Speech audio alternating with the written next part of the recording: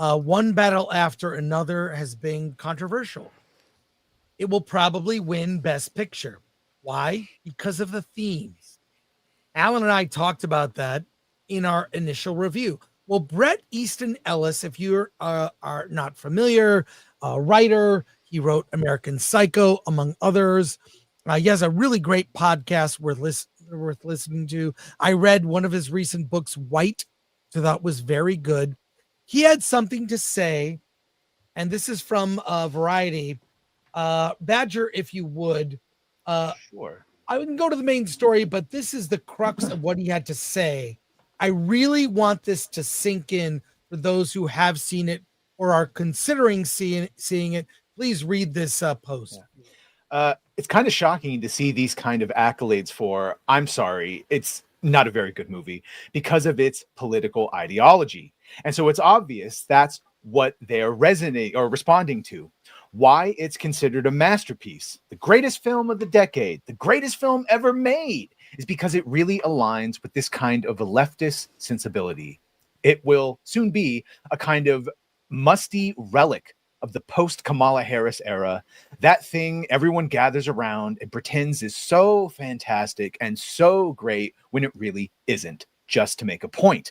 There's a liberal mustiness to this movie that already feels very dated by October 2025, very dated. And it just doesn't read the room, you know? It reads a tiny corner of the room, but it does not read what is going on in America. That is Bret Easton Ellis. You can scroll through the comments here.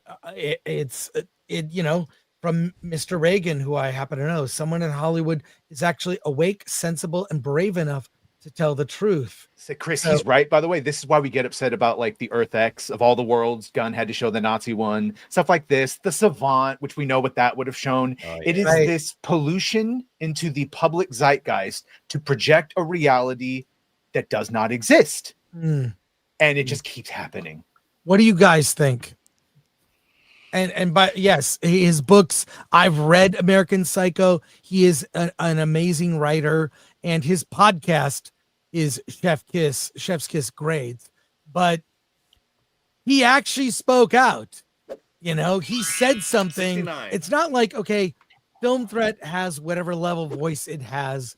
We're generally ignored for the most part, except for Alan.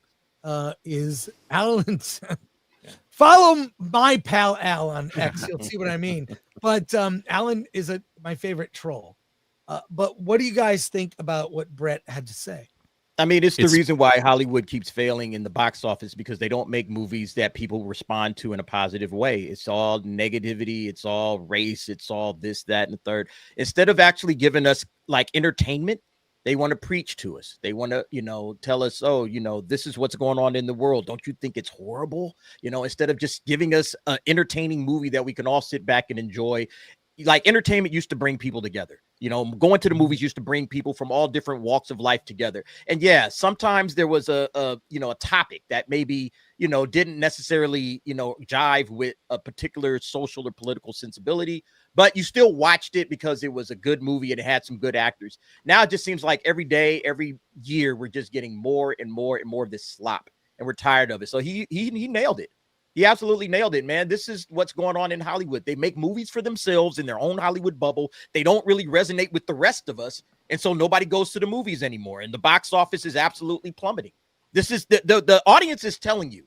The audience is telling you what it is that they want to watch and what they don't want to watch. I think this movie flopped, right? I mean, this is a major flop. How much money has it made? Nobody's going to see this. On $140 million. I'm shocked they covered this story, quite frankly.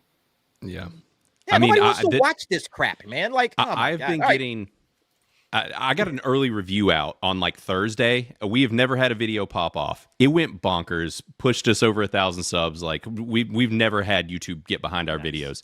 This thing went bonkers, and I've been getting. I walked out. I only lasted 20 minutes. Like I had to leave. Now that is not to also talk about me just getting berated endlessly, but also like it's just the number of people that thought that it was improperly advertised. So not only are you people not interested in this, you're misleading your viewer by marketing it the way that they did, and then people are going to see it and walking out. You want to talk about bad word of mouth? People saying that they've never walked out of a movie in their life and leaving because they were just so taken aback by what was actually in the film. And that was basically what I focused on when I made the video, was just like, hey, you need to know what this is. Like, you need to know what this movie actually contains. And that's the thing, is it was so deceptive, and they knew that this was going to be divisive, and so they just kind of swept it under the rug, kind of how they did with some of this Tron marketing, where they didn't even tell us who the lead was until I was going to make a joke, but no, I thought you might take it as an attack. But yeah, they kind of did the same thing too, right? Yeah. They did. They absolutely did. No, and I don't take that personally, because they did. And that's the thing, is they buried the lead. So it's like, these studios keep doing that because they clearly know what's going to happen. And it happened with this, and now they're paying for it. And that's the thing, is I like that he pointed out that not only is this politically just chocked full of all of that stuff, but it's also not that great. Like, it's well filmed. It sounds well. Like, there are things that are good about it, but it is messy, and it is overlong, and it's kind of boring. Yeah. Biggest sin. And by the way, 14 Oscar nominations at least, including Best Picture, Best Actor, Best.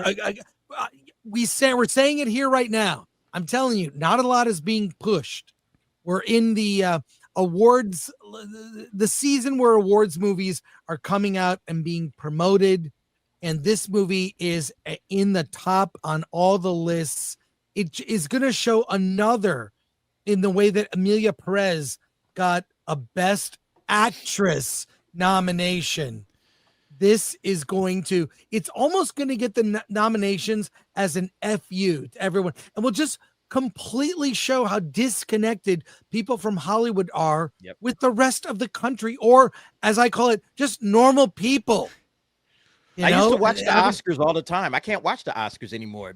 The stuff that they're giving awards for and everything, it's like, I don't want to watch this. I don't like these movies. All right. I like some of them, but a lot of movies that you see, like Emilia Perez, for instance, it's like, it's just not stuff that America or even the world wants to watch, but this is what we're getting. And this is why Penis to vagina. Penis to vagina? This is the reason why the ratings keep dropping. Nobody's showing up watching the Oscars. I used to watch it all the time, and now I watch your watch party. I watch the Film Threat watch party to see you guys. Oh, thank you. Yeah, but the actual Oscars, I'm out. I'm not watching that crap, because this is going to win Best Picture. It's going to win all the awards. Win all the speeches they're going to give.